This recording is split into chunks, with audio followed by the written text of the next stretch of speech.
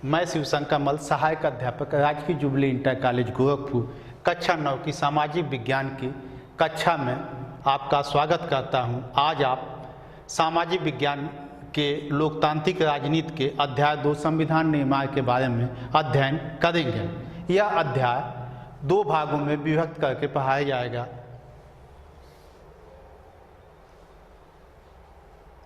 भाग 1 में आप पढ़ेंगे संविधान का अर्थ, दक्षिण अफ्रीका का संविधान, रंग भेद के खिलाफ संघर्ष, दक्षिण अफ्रीका में संविधान का निर्माण कैसे हुआ, संविधान की आवश्यकता क्यों है और संविधान के क्या कार्य हैं।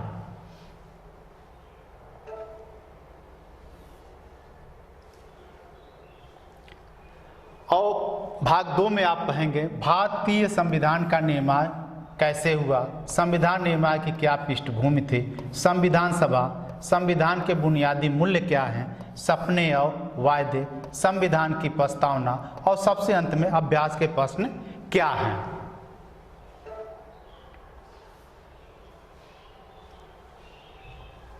अब आप देखेंगे संविधान का अर्थ। पिछले अध्याय लोकतंत्र क्यों और लोकतंत्र क्या में आप पढ़ चुके हैं कि लोकतंत्र में शासक को असीमित अधिकार नहीं होते, वह पूरी तरह से आज़ाद नहीं होता है। संविधान के कुछ सरकार के कुछ बुनियादी नियम हैं जिनका पालन नागरिक एवं सरकार दोनों को ही करना पड़ता है और इन नियमों के पालन या संग्रह को ही संविधान कहा जाता है। देश का सर्वोच्च कानून होने की हैसियत से, देश का सर्वोच्च कानून होने की हैसियत से संविधान नागरिकों के अधिकार, सरकार के कार्य एवं उनके कार्य करने के तरीकों का निर्धारण करता है। संविधान ही देश का सर्वोच्च कानून है जिसके आधार पर देश का शासन चलाया जाता है। इस अध्याय में आप यह पढ़ेंगे कि संविधान की क्या आवश्यकता है, संविधान क्यों बनता है, संविधान बनाता कौन है और यदि संविधान के बनाने के बुनियादी मूल्य क्या है और क्या एक बार यदि संविधान बन जाए तो क्या उसमें परिवर्तन किया जा सकता है या नहीं, इसके बारे में आप इस अध्याय में अध्ययन करेंगे।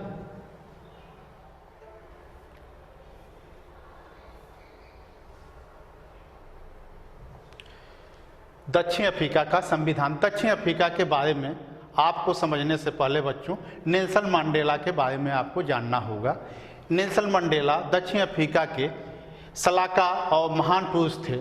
इन्होंने ही इनका जो है दक्षिण अफ्रीका को लोकतंत्र बनाने में एक बहुत बड़ा योगदान रहा है। नेल्सन मंडेला यह कहते थे कि मैंने श्वेतों के खिलाफ संघर्ष किया है, मैं अश्वेतों की भी प्रभुसत्ता का विरोध करता हूँ। मैं एक ऐसे लोकतांत्रिक एवं स्वतंत्र समाज की स्थापना करना चाहता हूँ जिसमें सभी लोग को समान अवसर उपलब्ध हो और आपस में मेलजोल हो, और मैं इसी लक्ष्य के साथ, इसी आदर्श के साथ जीवित रहना चाहता हूँ और इसका ही कामना करता हूँ। और इसके साथ ही यदि इस लक्ष्य को मैं प्राप्त नहीं कर सका तो मैं इसके लिए बलिदान भी दे सकता हूँ, ऐसा इनका कथन था। लेकिन जो वहाँ की गोरी सरकार थी नेल्सन मंडेला के इन विचारों से सहमत नहीं थी, इसलिए नेल्सन मंडेला और उनके साथ साथियों सहित इन लोगों के ऊपर देशद्रोह का मुकदमा चलाकर 1964 ईस्वी में रोबेन द्वीप है,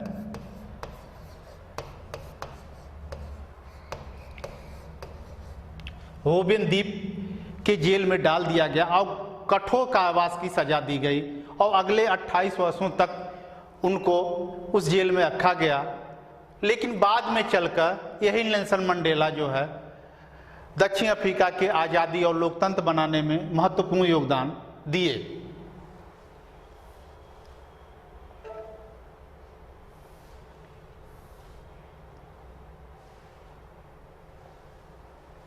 रंग भेद के खिलाफ संघर्ष। रंग भेद एक ऐसी व्यवस्था थी जो नस्ल पे आधारित व्यवस्था थी और 17वीं और 18वीं शताब्दी में व्यापार के बहाने यूरोप की जो कंपनियां थी व्यापार करने के लिए दक्षिण अफ्रीका पहुंची और दक्षिण अफ्रीका में वैसे ही जैसे कि भारत में हथियारों और जो जबरदस्ती के बल पर भारतीयों को गुलाम बना ली, ठीक उसी तरह दक्षिण अफ्रीका के लोगों को भी उन लोगों ने गुलामी की जंजीर में बांध दिया। लेकिन भारत के विपरीत बड़ी संख्या में गोरे लोग आकर अफ्रीका में ही बस गए, जबकि भारत में ऐसा नहीं था। और जो दक्षिण अफ्रीका की स्थानीय स्वशासन की जो व्यवस्था थी, उस पर भी इन लोगों ने कब्जा कर लिया। बच्चों, तो जो दक्षिण अफ्रीका के मूल निवासी थे, जिनकी आबादी लगभग 3/4 थी, जिन्हें अश्वेत कहा जाता था और जिनके चमड़ी का रंग काला था, वे अश्वेत कहलाए। तो इस तरह से उस समय दक्षिण अफ्रीका में 4 तरह के लोग थे। श्वेत जो बाहर से आए, और श्वेत जो यहाँ के मूल निवासी थे, और इसके साथ ही एक मिश्रित नस्ल होती थी जिन्हें रंगीन चमड़ी वाला कहा जाता था। और चौथा, कुछ भारतीय मूल के लोग भी थे। तो इस तरह से चमड़ी के आधार पर 4 तरह का दक्षिण अफ्रीका में वर्गीकरण था। लेकिन जो गोरे लोगों के लिए आरक्षित जगहें होती थी, वहां पर श्वेत या इन समुदाय के लोग नहीं जा सकते थे, कोई इजाजत नहीं थी। गोरी लोग जहाँ पे रहते थे, वो लोग यहाँ जा भी नहीं सकते थे। यहाँ तक कि रेल, बस, होटल, स्कूल, अस्पताल, सिनेमा घर जैसे सार्वजनिक स्थलों पर भी इनका प्रवेश पूरी तरह से वर्जित था। यहाँ तक कि श्वेत बस्ती में काम करने के लिए भी नहीं जा सकता था। यदि काम करने के लिए भी वहाँ जाता था तो उसे परमिट बनवाना पड़ता था, और जिनके पास परमिट नहीं होती थी, वह उन जगहों पर जो कि गोरों या श्वेतों के लिए आरक्षित था, वहाँ पे यह लोग नहीं जा सकते थे। साथ ही साथ इसके साथ ही जो ये श्वेत लोग होते थे, ये अन्य 3 वर्ग, अश्वेत, रंगीन चमड़ी वाले और भारतीय लोगों के मूल के लोगों को अपने से नीचा और छोटा समझते थे। यहाँ तक कि जो गिरजाघर होते थे, उसमें भी अश्वेतों का प्रवेश वर्जित था। ये सारी व्यवस्थाएं रंग भेद, नस्ल के पे आधारित थी, जिससे कि इन 3 वर्गों में जो अश्वेत थे, जो यहाँ के मूल निवासी थे, रंगीन चमड़ी वाले जो मिश्रित नस्ल के थे, और जो भारतीय मूल के लोग थे, उन लोगों के मन में अंग्रेजों के विरुद्ध, अंग्रेज या जो गोरे लोग थे या श्वेत लोग थे, इनके विरुद्ध उन लोगों के मन में विद्रोह की भावना प्रारंभ हो रही थी। और 1950 के बाद आप देखेंगे कि रंग भेद के विरुद्ध इन लोगों ने संघर्ष प्रारंभ किया। इनके विरोध में कई लोग आए। कुछ लोगों ने दक्षिण अफ्रीकी नेशनल कांग्रेस, जिसका नेतृत्व नेल्सन मंडेला के हाथ में था, उनके नेतृत्व में लोग इकट्ठा हुए।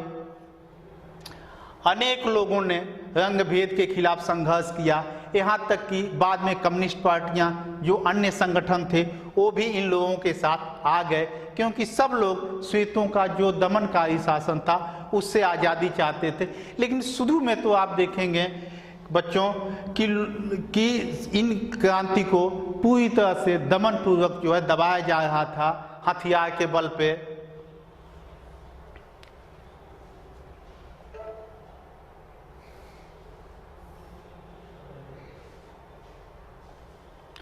अब आप देखेंगे कि जब रंग भेद के खिलाफ संघर्ष तेज हुआ और जब यह सरकार को लगने लगा कि जबरन अब राज का बनाए रखना कठिन होगा, तब धीमे धीमे जो गोरी या श्वेत सरकार थी, उन लोगों ने धीमे धीमे इन लोगों को छूट देना प्रारंभ कर दिया गया। शुरुआत में जो नेल्सन मंडेला थे, जो रोबेन द्वीप वैसे ही था जैसे कि भारत में अंडमान निकोबार एक द्वीप समूह है, जहाँ पे जो भारतीय स्वतंत्रता के सेनानी होते थे और जिन्हें बड़ी सजा दी जाती थी, काला पानी की सजा दी जाती थी, उन लोगों को अंडमान निकोबार द्वीप समूह के सेलुलर जेल में भेज दिया जाता था। उसी तरह एक रोबेन द्वीप जो था, जहाँ पे इनको रखा गया था, वो भी था।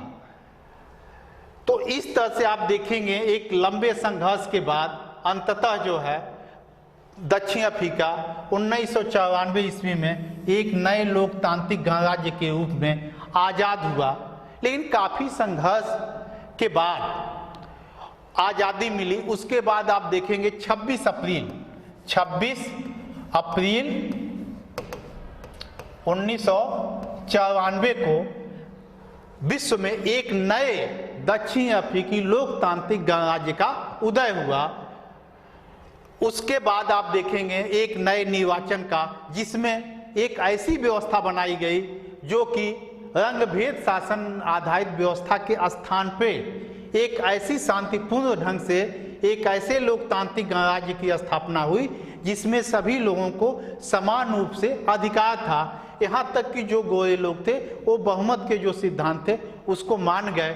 और एक तरह से पहली बार मई 1994 को दक्षिण अफ्रीका में एक अश्वेत नेल्सन मंडेला राष्ट्रपति नियुक्त हुए। उनके राष्ट्रपति बनने के बाद दक्षिण अफ्रीका के संविधान के निर्माण की तैयारी शुरू हो गई। लेकिन अब इतनी आसानी से तो बन नहीं सकता, क्योंकि संविधान बनाने के लिए श्वेत थे अश्वेत थे, सबके मन में अपनी अपनी धाराएं थी। क्योंकि अश्वेत चाहते थे जो बहुमत का सिद्धांत है उसका पालन हो, हमको सामाजिक आर्थिक अधिकार प्राप्त हो। उसके उलट जो श्वेत थे उनको अपने विशेषाधिकार की चिंता थी, संपत्ति की चिंता थी कि इस पे अश्वेत अधिकार न कर लें।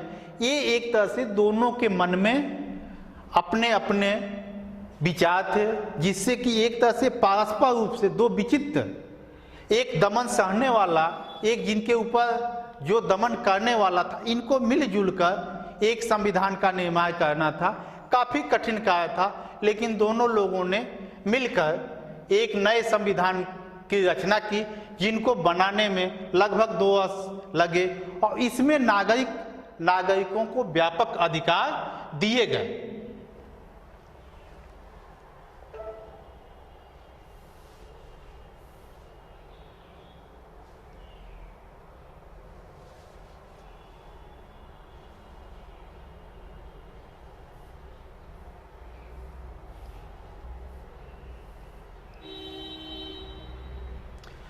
अब यह प्रश्न उठता है कि संविधान की आवश्यकता क्यों है। अब मौजूदा प्रश्न यह है कि संविधान की आवश्यकता क्यों है।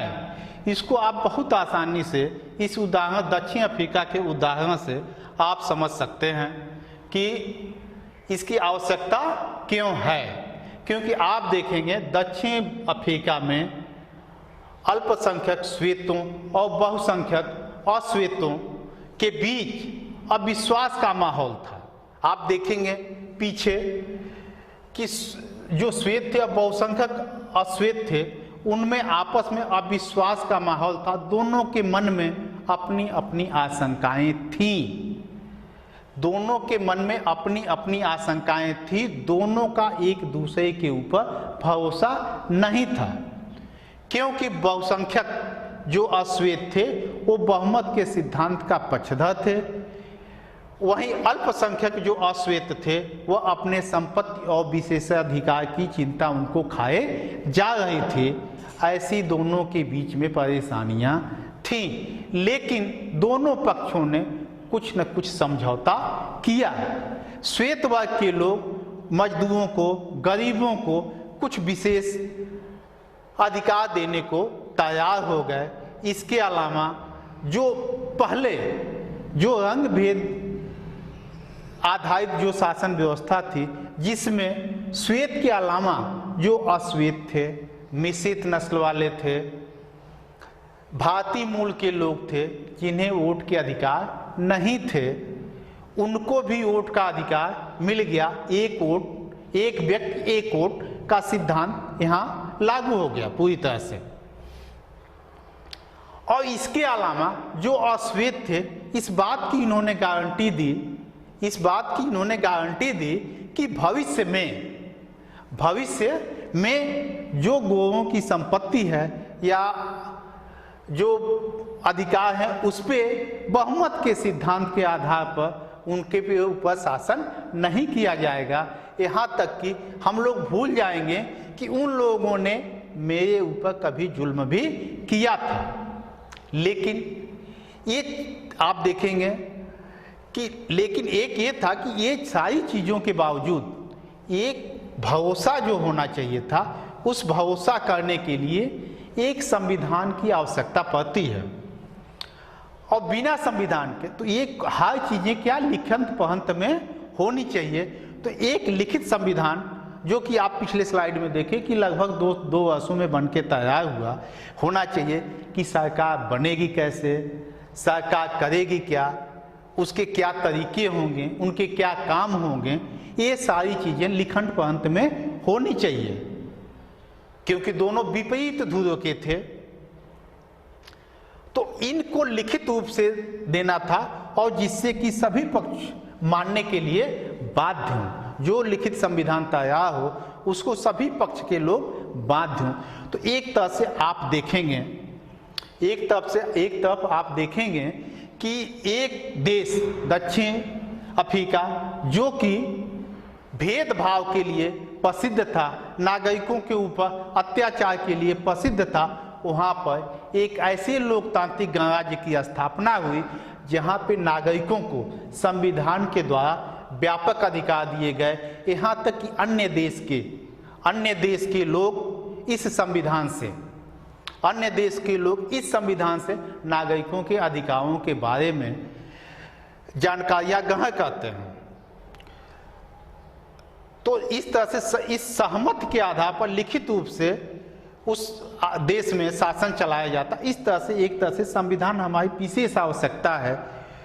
तो इस संविधान के द्वारा जो दक्षिण अफ्रीका का संविधान था, इसमें आप देखेंगे कि संविधान ऐसा नहीं कि दक्षिण अफ्रीका था, ये ठीक है कि दक्षिण अफ्रीका में विपरीत ध्रुव के थे, श्वेत के विचार अलग थे, अश्वेत के अलग थे, ऐसा अन्य देशों में नहीं है। अन्य लोकतांत्रिक देश या अन्य कोई भी देश हो, यहाँ तक कि कोई भी संगठन हो, सबको संविधान की आवश्यकता पड़ती है क्योंकि सबके विचार और हित अलग अलग होते हैं। जब सबके विचार और हित अलग अलग होंगे तो स्वाभाविक है संविधान हो। इसलिए किसी भी देश में या कोई भी संगठन हो या कोई भी राजनीतिक दल हो, सबका अपना एक निश्चित संविधान होता है और जिस संविधान के आधार पर शासन या राजनीतिक दल या संगठन बनाए जाते हैं और लोगों को उनका पालन करना पड़ता है। तो आगे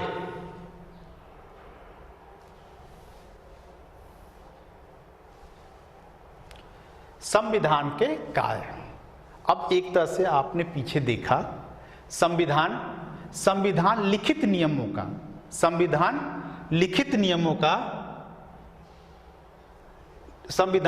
नियमों का एक किताब है जिसके कुछ बुनियादी सिद्धांत हैं। उन बुनियादी सिद्धांतों का पालन करना पड़ता है जिसे उस देश के रहने वाले सब उस परिक्षेत्र के उस देश के रहने वाले सभी नागरिक सामूहिक रूप से उसको मानते हैं और उसे ही एक तरह से लिखित नियमों के संग्रह को ही संविधान कहते। संविधान के व्यापक कार्य हैं लेकिन उस संविधान के प्रमुख कार्य यह हैं।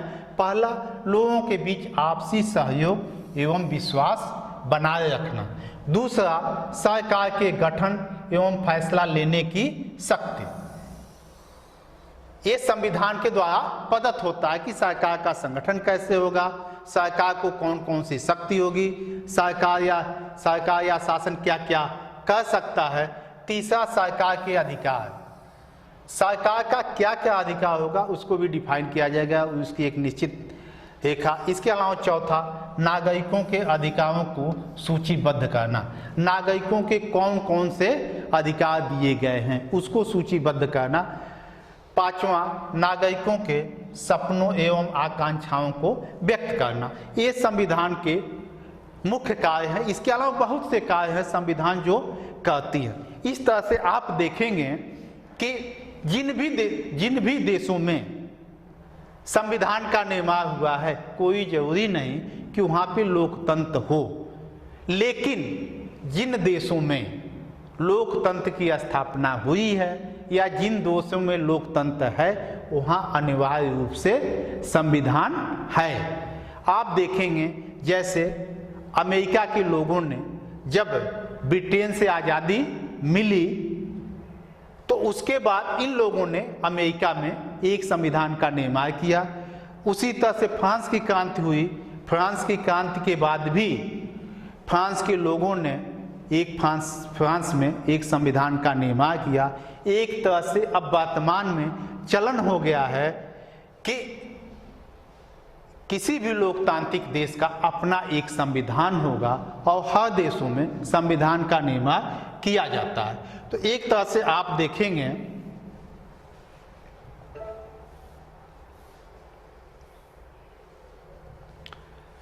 अब आप देखेंगे कि संविधान अब आगे आप दक्षिण अफ्रीका के संविधान के बारे में अध्ययन का अगले भाग में भाग 2 में आप भारतीय संविधान का निर्माण कैसे हुआ, भारतीय संविधान में क्या है, इसके बारे में आपको अध्ययन कराया जाएगा। धन्यवाद।